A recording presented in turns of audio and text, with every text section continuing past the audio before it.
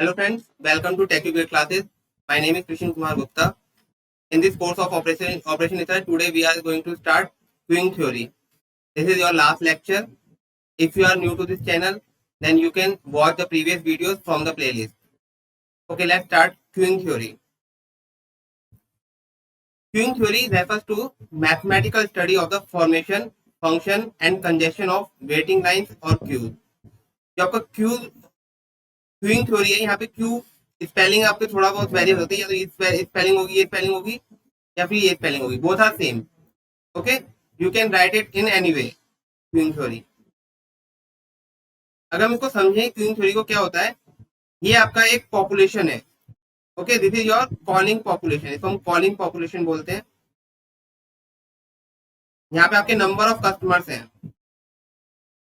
Right, और ये आपका एक सिस्टम है. ये आपका सिस्टम है. इस सिस्टम में जो कस्टमर्स यहाँ से कॉलिंग पॉपुलेशन से कस्टमर आएंगे, this is your arrival rate. This is called arrival rate. Customers will arrive, okay, from the calling population to the system. This is your system.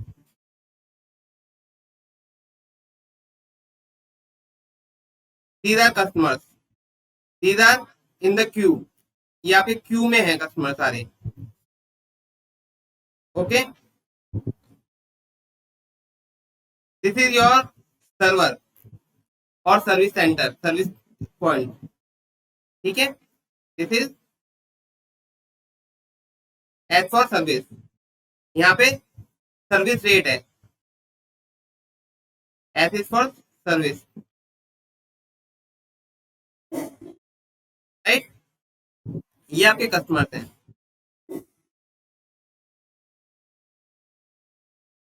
एक customer जो आपके पास service centre खड़ा है, मान लीजिए railway की लाइन में आप टिकट के लिए खड़े हुए हैं, ठीक है, टिकट के लिए खड़े हुए हैं, तो जो ये कस्टमर है ये तो सर्व हो रहा है, तो इसको हम क्यू में काउंट नहीं करेंगे. ये क्यू में नहीं है.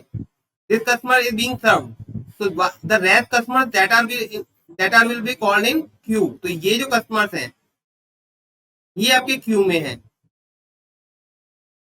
ये आपके क्यू में खड़े हुए हैं, और ये जो कस्टमर है ये आपका सर्व्ड हो रहा है.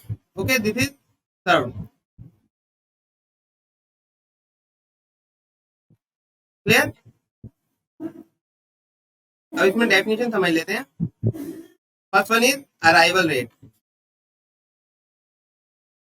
Arrival rate, arrival rate is number of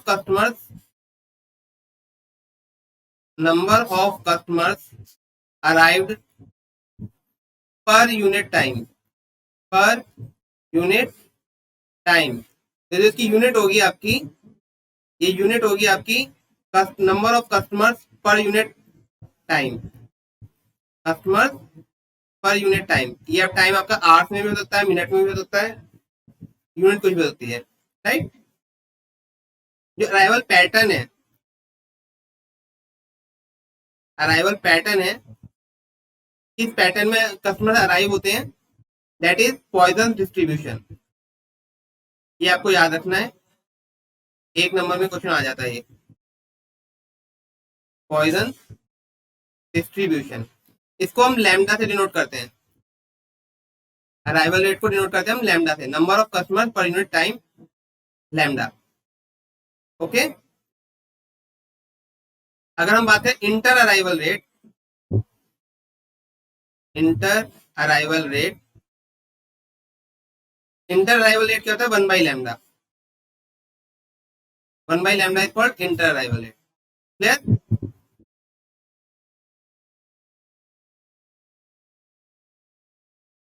next is service rate.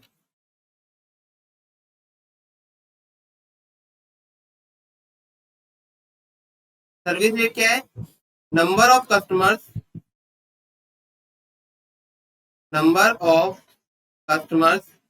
Served per unit time. एक यूनिट टाइम में कितने नंबर ऑफ कस्टमर सर्व्ड हो गए, that is called service rate. It is denoted by mu.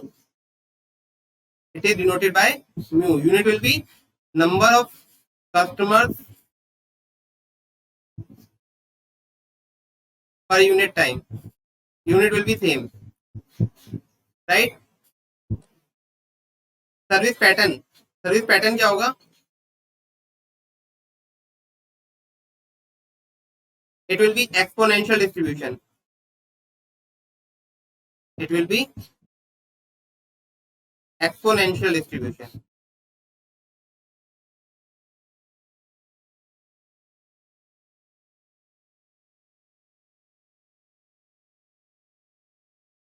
हम बात करेंगे inter service rate. Inter service rate, it will be 1 by mu. Okay. Now case ले लेते हैं हम. फर्स्ट केस है हमारा, if lambda is more than mu.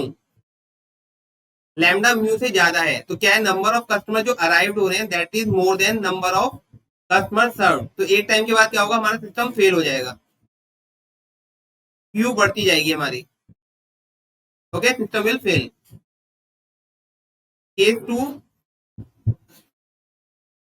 Lambda is less than equal to mu. Lambda is less than equal to mu. This system will work.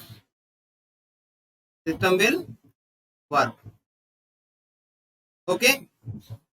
And जो preferable होता है case 3, lambda should be less than mu. This is preferable. Okay.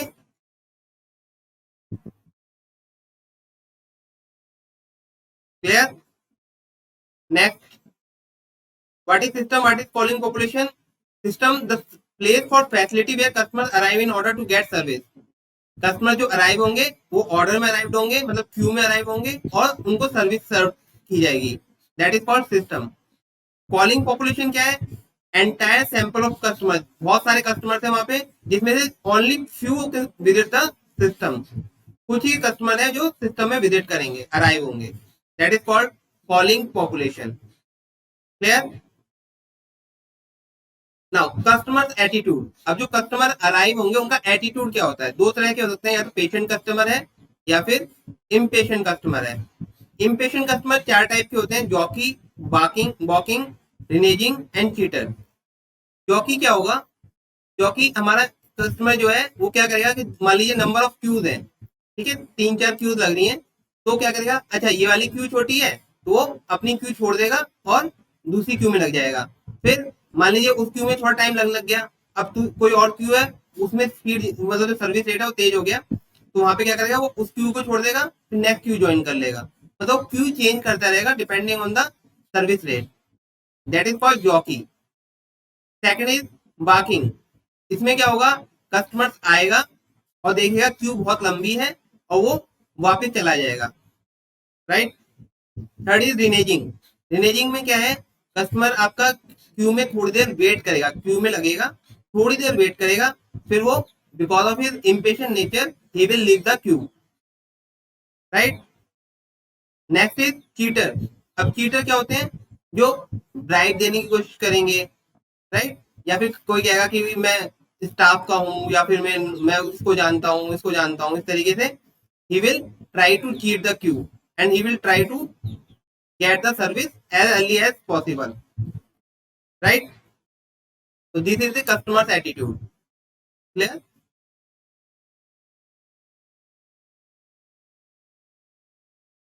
Now representation of queuing model.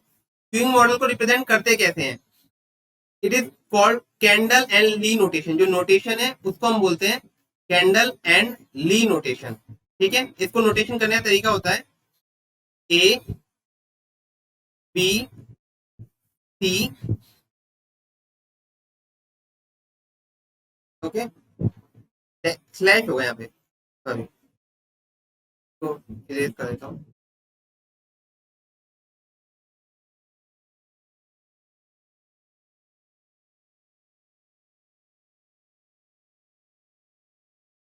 A B C D E F. अब ये सब क्या होते हैं, ABCDEF, ये समझ लेते हैं एक एक करके। ठीक है, A is for probability distribution, probability distribution for arrival rate, for arrival rate. B is probability distribution for service rate. C is number of servers, number of service point कह सकते हो आप। ठीक है, और बाकी देख लेते हैं। जो डी है, it is service rule.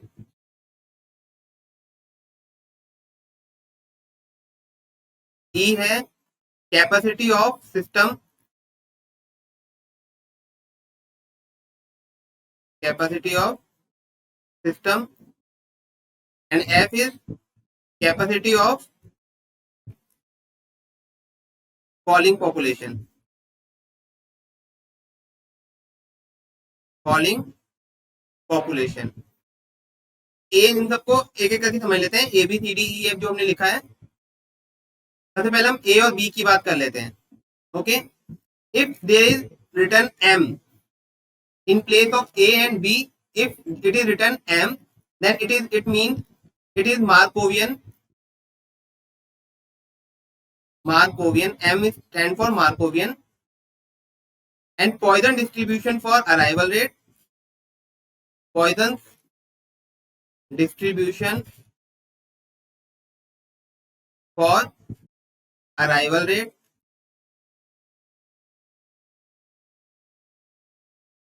Okay, and again Markovian for B.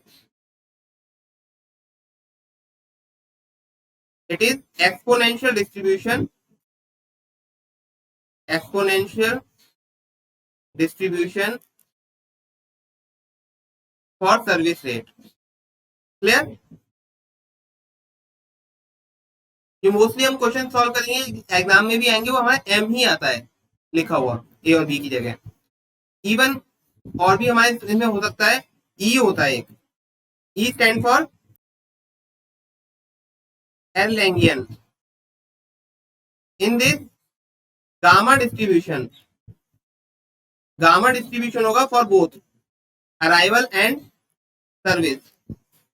मैं आपको बता दे रहा हूं, इन केस अगर आपका आ जाता है कि ई आ जाता है तो देन ये गामा डिस्ट्रीब्यूशन होगा, पॉइजन और एक्सपोनेंशियल डिस्ट्रीब्यूशन नहीं होगा। Gamma distribution for arrival and service.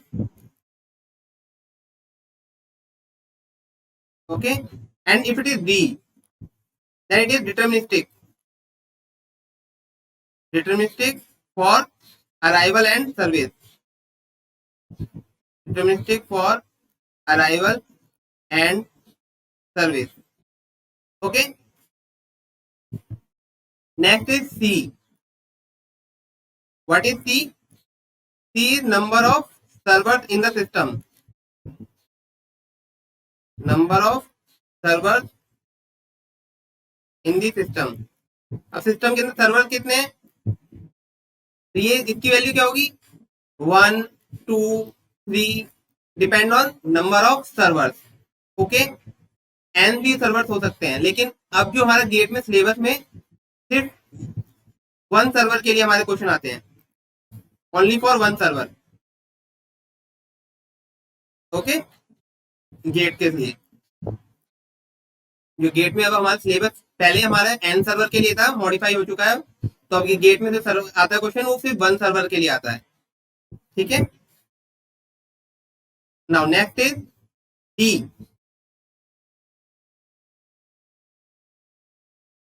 What is the service rule. अब सर्विस रूल क्या है, मान लीजिए FIFO। What is stand for FIFO, first in first out.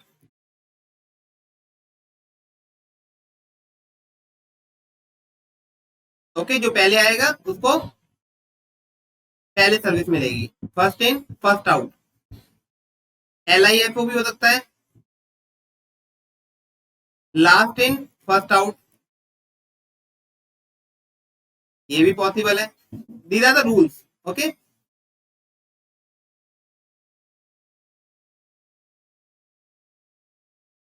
Next is SIRO। SIRO, service in random order.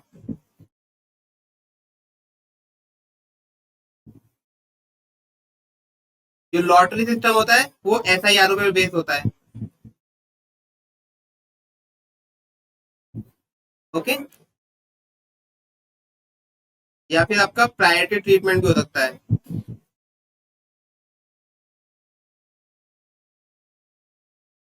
Priority treatment मतलब VIP को special priority मिल गई, या फिर हैंडीकैप्ड है उसको स्पेशल प्रायोरिटी मिल गई, या फिर ओल्ड पीपल्स को, या फिर लेडीज को, ये होते हैं प्रायोरिटी ट्रीटमेंट। तो ये हो गया आपका सर्विस रूल, ये सारे आपके सर्विस रूल हैं, right. Now E and F। E and F क्या है? E stand for capacity of system and F stand for capacity of following population. Both may be finite and infinite, finite and infinite. Finite और infinite क्या होता है? मान लीजिए कि कुछ कस्टमर्स आए अचानक से बाहर से, ठीक है, और आपकी क्यू में कोई इफेक्ट नहीं पड़ा, there is no effect on the queue because of some people suddenly come in the queue in the system, then it is called infinite capacity, and if there is some impact on the queue then it is called finite. Okay, मान लीजिए एक जो system की capacity है वो मान लीजिए infinite है। ओके, पहले 50 का कस्टमर आ रहे थे, उसके बाद सडनली 100 कस्टमर आ गए, उस पर कोई इफेक्ट नहीं पड़ेगा, इनफाइनाइट कैपेसिटी है तो। लेकिन अगर मान लीजिए उसकी फाइनाइट कैपेसिटी, मान लीजिए कि 80 कस्टमर की कैपेसिटी है, राइट, सिस्टम की 50 कस्टमर आ रहे थे, बहुत इजीली सर्व हो रहे थे, अचानक से 100 कस्टमर आ गए, अब सिस्टम फेल हो जाएगा, राइट। तो this is called finite system, finite capacity system, this is called infinite capacity system. Okay, I hope this is clear, right. Notation clear हो गया आपको? ABCDEF कैसे होता है? ओके फ्रेंड्स, अब कुछ फॉर्मूले हैं आपको याद कर लेने हैं, ये फॉर्मूले। ओके, इन फॉर्मूले को आपको बाय हार्ट लर्न कर लीजिए। First is utilisation factor for the service facility, इसको हम रो से डिनोट करते हैं। इसको हम expected fraction of the time that service facility being used भी कहते हैं। इसको हम ट्रैफिक इंटेंसिटी से भी बोलते हैं, ट्रैफिक इंटेंसिटी भी कहते हैं इसको हम। Okay, it is ratio of arrival rate, number of customers arrived divide by number of customers served. Okay, lambda by mu. Lambda और म्यू हम समझ चुके हैं क्या होता है, ठीक है। जल्दी जल्दी बस फार्मूला हम देख लेते हैं, याद कर लेंगे फार्मूला को। Next is probability that system is idle. Idle मतलब there is no customer in the system, zero customer in the system. तो इसकी प्रोबेबिलिटी क्या होती है? P naught is 1 minus rho, P naught is 1 minus rho. Okay, next is probability of having n customer in the system, मतलब हमें क्या निकालना है? Pn निकालना है। तो it is rho to the power n into में p naught, and what is p naught? It is the probability of zero customer in the system, मतलब rho to the power n 1 minus rho. Clear? अगर probability of 1 customer की बात करते हैं हम, probability of 1 customer in the system, हम system की बात कर रहे हैं, याद रखना हमेशा। जो टर्म है सिस्टम और क्यूब, इसको थोड़ा सा आप याद रखना। Okay, probability of 1 customer in the system, तो यहाँ पे हो जाएगा फॉर्मूला रो इनटू में 1 minus rho. Probability of 2 customer, that will be rho square into 1 minus rho. Clear? अगर मैं कहूँ probability of at least 3 customer, at least probability of at least 3 customers in the system.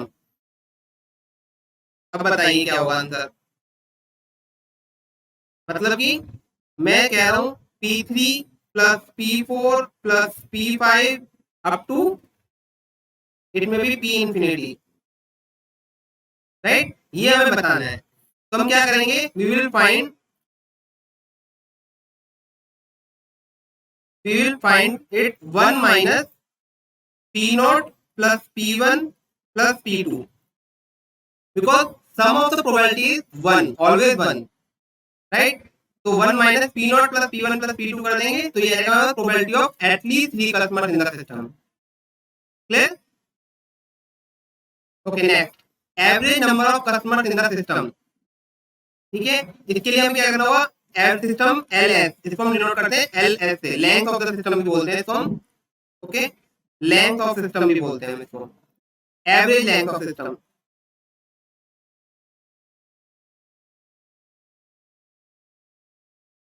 इसको अगर हमें फाइंड करना है, we will find n into में Pn, n बराबर 0 टू n, ओके, और इंफिनिटी, n बराबर 0 टू इंफिनिटी। तो it is GP, if you will see it will become geometric progression. तो इसका जो फॉर्मूला होगा that will be rho upon 1 minus rho, okay, आपको दैट ये याद कर लीजिए, LS equal to rho upon 1 minus rho. Next is average number of customers in the Q. अगर हम क्यू की बात कर रहे हैं, मतलब लेंथ ऑफ क्यू की बात कर रहे हैं हम, average length of queue, average length of queue, okay, ये क्या होगा, L Q is equal to sigma of n minus 1, n customer है टोटल, n में से 1 माइनस कर दीजिए, तो 1 जो होगा that will be at service point, और क्यू उसके 1 कस्टमर को छोड़कर बाकी क्यू कहलाते हैं, right, it will be Pn, n बराबर 0 टू इंफिनिटी। आप इसको सॉल्व करोगे तो आपका आ जाएगा ये rho square into 1 minus rho, okay, you can learn it directly this is LQ। Next is Little's law. Little's law कहते हैं स्टेबल अगर सिस्टम है आपका, then average number of customers in the queue or system is given by average customer arrival rate multiplied by average waiting time of the customer in the queue or system. समझ लेते हैं क्या कहना जाता है। According to Little's law, LQ is equal to lambda into WQ, और अगर system की बात करें then LS is equal to lambda into में WS, ओके। तो यहां से हमारा रहता है waiting time of the Q,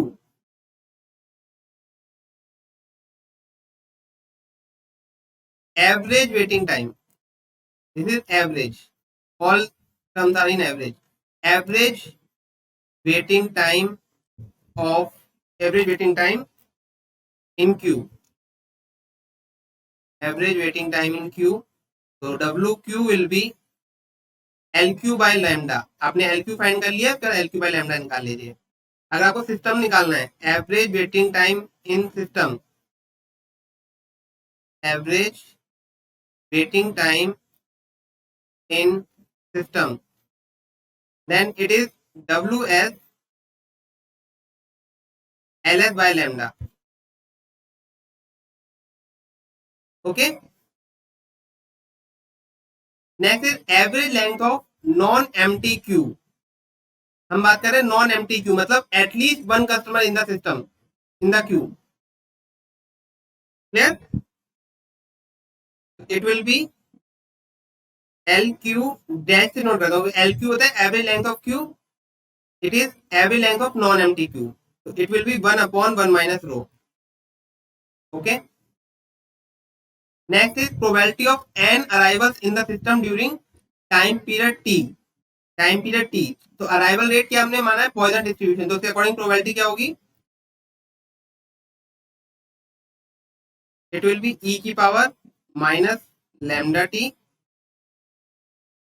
T की power n divide by n factorial. Okay, this is probability of n arrivals in the system during time period t.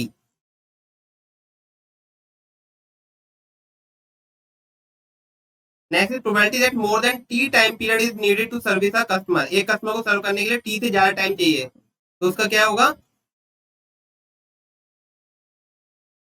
It is e to the power minus mu T.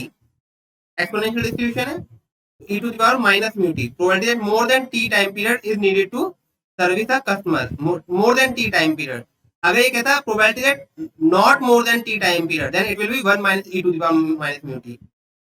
ठीक है, sum of probability is 1. अगर t से ज्यादा time period है तो 1 e to the power minus mu t. Not more than t, then 1 minus e to the power minus mu t. Clear? Next, probability that waiting time in the queue is greater than t. मतलब probability W Q is more than T, ये बताने आपको इसकी probability क्या होगी.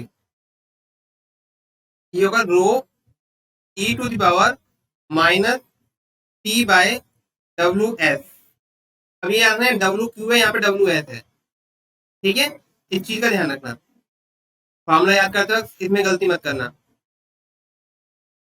Formula बस याद कर लो, कहाँ से आए इसकी जरूरत नहीं है, हमें ड्राइव करने की जरूरत नहीं है कैसे आएंगे.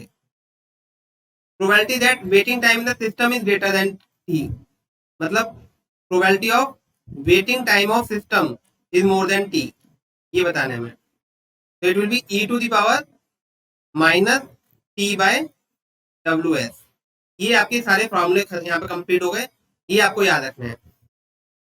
थोड़ा सा और मैं इजी करने तरीका याद बता दूं. जब भी आपका तो डब्ल्यू एस एल मतलब सिस्टम की बात कर लो और सिस्टम से आपको क्यू में कन्वर्ट करना है, तो आप लैम्डा से रो से मल्टीप्लाई कर दीजिए तो क्यू में कन्वर्ट हो जाएगा. जैसे कि ये waiting time of the system more than T है, अब वेटिंग टाइम फॉर क्यू लिखा हमने तो रो से मल्टीप्लाई कर दिया यहाँ पे. सिमिलरली आप यहाँ देखेंगे, इधर देखिए average number of customer in the system rho by 1 minus rho. फिर हमने निकाला average number of customer in the queue, तो रो से मल्टीप्लाई कर दिया हमने यहाँ पे. ठीक है, और उसके बाद लिटिल लॉ से waiting time of system waiting time of Q निकाल लोगे आप. थोड़े बहुत फॉर्मूले याद करने, ज्यादा नहीं करने इसमें, बट क्वेश्चन इसी में से आएंगे आपके जितने भी आएंगे. ठीक है, चलिए अब कुछ क्वेश्चन देख लेते हैं.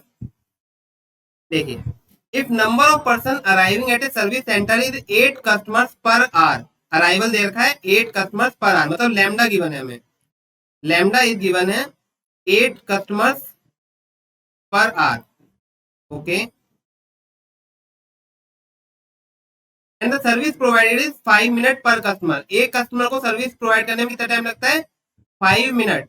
तो 1 घंटे में कितने कस्टमर को सर्विस प्रोवाइड कर देंगे हम? निकाल लीजिए म्यू. तो म्यू आ जाएगा यहाँ पे 12 customers per our. Okay, question देखिए इस तरीके से घुमा के भी दे सकते हैं वो हमें लैम्डा और mu.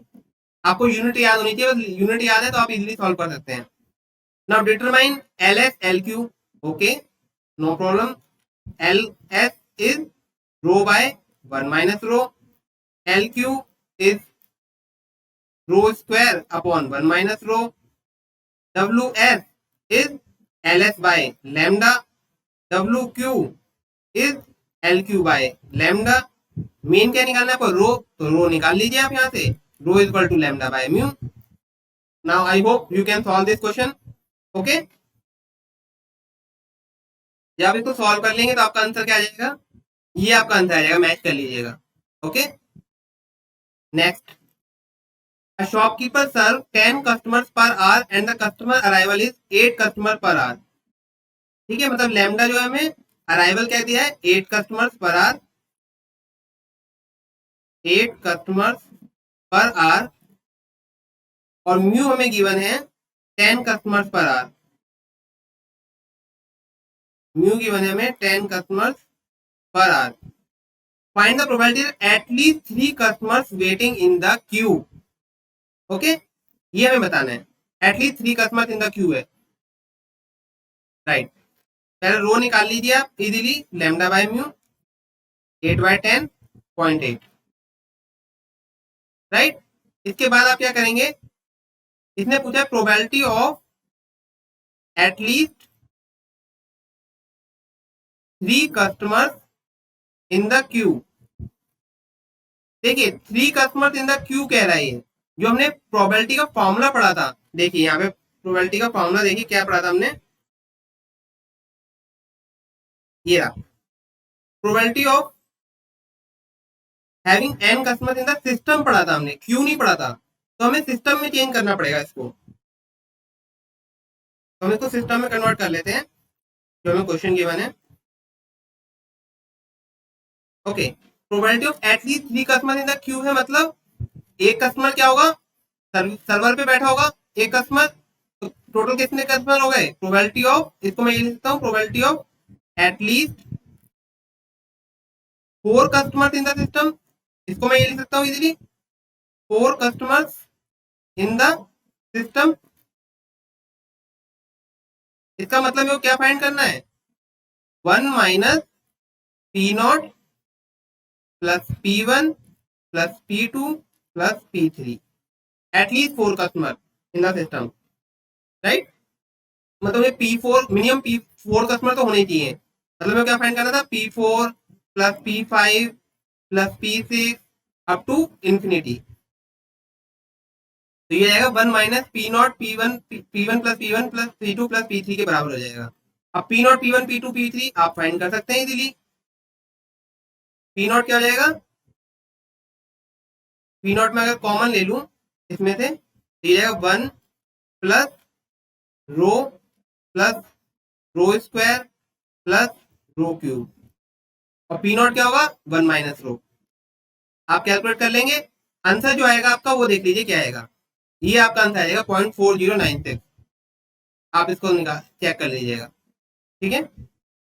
Okay, next question, in the notation A B C D E F for summarising the characteristic of queuing situation the letter B and D stand respectively for. B और डी क्या denote करते हैं, B आपका service rate denote करता है और service rate का pattern जो है, राइट, ये सर्विस टाइम डिस्ट्रीब्यूशन हो गया, ये डिनोट करता है, और डी डिनोट करता है आपका डिसिप्लिन, क्यू डिसिप्लिन, राइट, या क्यू सर्विस रूल, बात एक ही है, सर्विस रूल कह लीजिए इसको या क्यू डिसिप्लिन बोल लीजिए। तो आंसर आपका हो गया ए। Clear. Next question, the job arrive at a facility for service in random manner, the probability distribution of number of arrival of job in a fix time interval is. Arrival distribution क्या होता है हमारे पास, Poisson distribution. Okay, हम इसको ही मान के चलेंगे। At a work station 5 jobs arrive every minute, 5 jobs arrive every minute. The mean time spent on each job in the workstation is 1/8 minute. The mean steady state number of jobs in the system. हमें बताना है LS। LS का formula क्या था, रो upon 1 minus रो। अब रो calculate कर लीजिए, रो होता है लैम्डा बाय म्यू, तो मतलब लैम्डा और म्यू कैलकुलेट कर लीजिए यहाँ से। लैम्डा आपको देखो अराइवल क्या दे रखा है, 5 जॉब्स पर मिनट, कस्टमर्स कह लीजिए जॉब कह लीजिए, बात एक ही है, 5 जॉब्स पर मिनट। ओके, म्यू 1/8 मिनट लगता है एक जॉब को सर्व होने में, मतलब 1 मिनट में कितनी जॉब हो जाएंगी, 8 जॉब हो जाएंगी, तो म्यू हो गया आपका 8 जॉब्स पर मिनट। तो यहाँ से आप रो निकाल दीजिए, रो बाय 1 माइनस रो सॉल्व कर दीजिए, कैलकुलेट कीजिए क्या हो जाएगा ये, मैं इसको यहीं पे सॉल्व कर देता हूँ आपको। L S will be 5/8 1 minus 5/8, मतलब ये जाएगा 5/3, 1.667 आंसर आ जाएगा आपका। Clear. Okay, next, cars arrive at a service station according to Poisson distribution with a mean rate of 5 per hour. 5 cars per hour आपके अराइवल लैम्डा है, 5 cars per hour. The service time per car is exponential with a mean of 10 minute. एक car में 10 minute लगते हैं, मतलब 1 our में कितने हो जाएंगी, 6 कार्स हो जाएंगी, 6 कार्स पर आवर सर्व हो जाएंगी। ओके,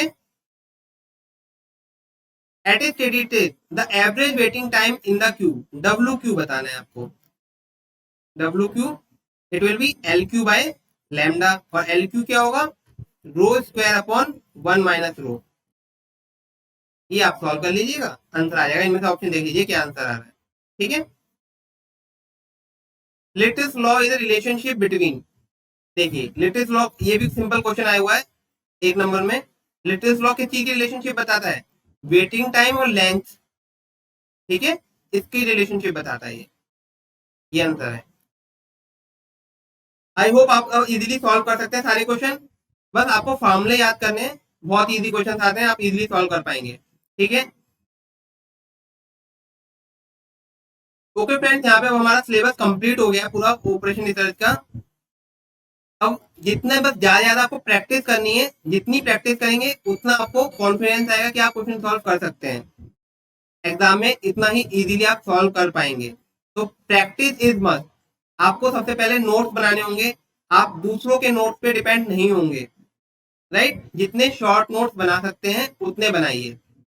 पर शॉर्ट नोट्स कैसे बनाएंगे कि आपको पता होना चाहिए कितना आपको याद करने की जरूरत है और कितना आपको वैसे ही मेमोराइज हो चुका है। तो क्या है इंपॉर्टेंट जो आपको याद रखना जरूरी है? जैसे मान लीजिए इसमें फॉर्मूले हैं। अब रो का फॉर्मूला लैम्डा बाय म्यू, ये तो आपको नोट्स में लिखने की जरूरत नहीं, ये तो आपको याद होगा अच्छे से। ठीक है। लेकिन मान लीजिए कुछ और फॉर्मूला है, प्रोबेबिलिटी वगैरह के जो फॉर्मूले हैं वो आप लिख लीजिए। इस तरीके से कीजिए कि आपको कितना याद रह सकता है और कितना याद रखने की जरूरत है। तो इस तरीके से आप शॉर्ट नोट्स बनाइए। अपने आप बनाएंगे तो आपको ये भी पता होगा कौन से पेज पे कौन सा नोट है। आप सीधे अपनी नोटबुक खोलेंगे और सीधे आप वो फॉर्मूला निकाल सकते हैं इजीली। और अगर आप दूसरों के नोट से सॉल्व पढ़ रहे हैं तो आपको ढूंढने में टाइम लग जाएगा, कितना टाइम में वैसे ही वेस्ट हो जाएगा। तो इसलिए अपने नोट्स बनाइए, दूसरों के नोट्स पे मत डिपेंड होइए, सबसे पहली बात। ठीक है। जितने ज्यादा क्वेश्चन कर सकते हो उतने ज्यादा क्वेश्चन सॉल्व कीजिए। Right. And third most important thing, आपको क्या करना है, किसी भी सब्जेक्ट में ये नहीं आप सबसे ज्यादा बहुत ज्यादा टाइम वेस्ट कर दें किसी सब्जेक्ट में कि ये सब्जेक्ट मेरे को बहुत अच्छा लगता है, ओके मेरे को सोम बड़े पसंद है तो मैं सोम के सारे क्वेश्चन सॉल्व करूंगा और बाकी कोई सब्जेक्ट पे ज्यादा ध्यान नहीं दूंगा। या फिर मेरे को फ्लूट ज्यादा अच्छा लगता है, मैं फ्लूट के क्वेश्चन सॉल्व करूंगा, बाकी क्वेश्चन बाकी सब्जेक्ट नहीं करूंगा। नो, ये मत करना गलती से भी। आपको किसी भी सब्जेक्ट में पीएचडी नहीं करनी। आपका जो मेन प्राइमरी टारगेट है गेट एग्जाम में को क्रैक करना, अच्छे से अच्छे मार्क्स लेके आना। जब तक आप सारे सब्जेक्ट नहीं करोगे, कमांड अच्छे से नहीं आई सारे सब्जेक्ट पे, तब तक आप गेट में अच्छे मार्क्स अचीव नहीं कर सकते। क्योंकि मान लीजिए आपने कहा ठीक है मेरे को सोम अच्छा लगता है, ठीक है, आपने सोम के क्वेश्चन बहुत सारे करे, बहुत सारे करे, पर गेट में उसकी एक लिमिट है ना। पेपर में मुश्किल 7-8 मार्क्स का आपका सोम आ गया, आपने 8 to 8 मार्क्स कर लिए, बट क्या आप 8 मार्क्स से आप गेट का एग्जाम क्रैक कर सकते हैं, अच्छी रैंक अचीव कर सकते हैं? नहीं। उसके लिए आपको हर सब्जेक्ट पे कमांड आनी चाहिए। तो एक सब्जेक्ट में इतना ही कीजिए जितने से आपका गेट का एग्जाम के सारे क्वेश्चन क्लियर हो जाए, उतना ही टाइम दीजिए किसी भी एक सब्जेक्ट को, कोई सा भी सब्जेक्ट हो, एक्स टू जेड। ओके, कोई भी सब्जेक्ट हो उतना ही टाइम दीजिए जिससे आपका गेट के एग्जाम के क्वेश्चन क्लियर हो जाए। उससे ज्यादा टाइम देने की जरूरत नहीं है किसी भी सब्जेक्ट में, और सारे सब्जेक्ट करने हैं, तभी जाके आप बहुत अच्छे नंबर लेके आ सकते हो गेट में। ठीक है। क्वेश्चन प्रैक्टिस कीजिए, कोई भी प्रॉब्लम आती है टेलीग्राम चैनल में आप क्वेरी पोस्ट कीजिए, उसका लिंक आपको डिस्क्रिप्शन बॉक्स में गिवन है, और उसको मैकेनिकल टेलीग्राम चैनल को ज्वाइन कर लीजिए, उसमें क्वेरी अपनी पोस्ट कीजिए, आपको सॉल्यूशन मिल जाएगा। ठीक है।